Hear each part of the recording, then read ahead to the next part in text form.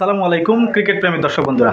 IPL এর mega auction নিলামের অনুষ্ঠানটি হচ্ছে সৌদি আরবের জেদ্দায়, যেখানে প্রথম দিন নিলাম থেকে 72 জন ক্রিকেটারকে বিক্রি করা হয় এবং আজকে নিলামের দ্বিতীয় পর্বে প্রথম পর্ব শেষে দ্বিতীয় পর্বে নিলাম ডাকা হয় 143 জন ক্রিকেটার এবং 10টি ফ্র্যাঞ্চাইজি মিলে তাদের পছন্দের তালিকা থেকে 143 জন ক্রিকেটারের নাম জমা দেয় অকশনে, যেখানে বাংলাদেশের 2 জন ক্রিকেটারের নাম ছিল।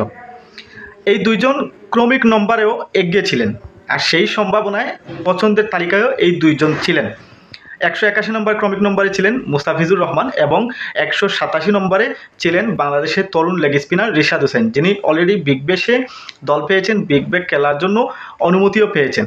অপরদিকে মুস্তাফিজুর রহমান 3টি আসর খেলেছেন আইপিএলে এবং আইপিএলে প্রথম আসরে সেরা উদীয়মান ক্রিকেটারও নির্বাচিত হয়েছিলেন।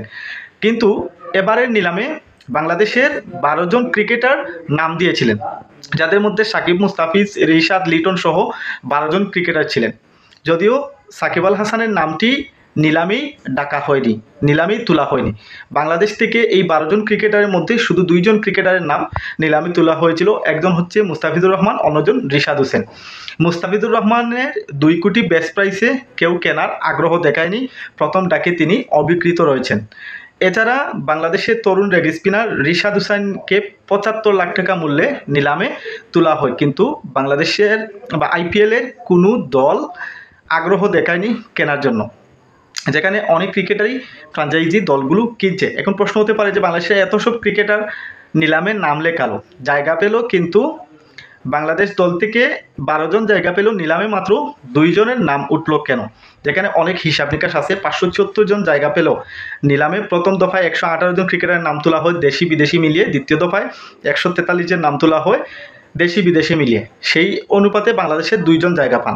এখন বাংলাদেশের দলের যে কন্ডিশন, বাংলাদেশের দলের যে খেলা, বা এই যে মুস্তাফিজুর রহমান বা রিশাদ হোসেন সাম্প্রতিক সময়ে যে পারফরমেন্স করছেন, আসলে এই ধরনের পারফরমেন্স আশা করা যায় না যে আইপিএলের মতো মেগা একটা ইভেন্টে তারা জায়গা পাবে বা তারা খেলতে পারবে, তারা দল পাবে। যদিও ভাগ্যক্রমে তারা দল পেত, কিন্তু একাদশে থাকার চান্স পেত না। কারণ বাংলাদেশ ক্রিকেটে টি-20তে কোনো আশানুরূপ ফলাফল নেই, বা টি-20তে বাংলাদেশের কোনো প্লেয়ার যে আহামরি ভালো খেলছে সেটাও নয়। সাকিব আল হাসান ব্যতীত কারো আহামরি কোনো রেকর্ড নেই। ভাই মুস্তাফিজুর রহমান প্রথম দিকে কিন্তু দুর্দান্ত খেলেছিলেন, কিন্তু ইদানিংকালে মুস্তাফিজুর রহমান খেই হারিয়ে ফেলেছেন। সেজন্য চেন্নাই সুপার কিংস তাকে নিলামের আগেই ছেড়ে দিয়েছিল। এছাড়া রিশাদ হোসেন যেভাবে প্রথমে শুরু করেছিলেন, সেই পারফরমেন্সটা যদি ধারাবাহিকভাবে ধরে রাখতে পারতো, তাহলে হয়তো আশা করা যেতে পারতো যে রিশাদ হোসেন দলে জায়গা পেতে পারতেন।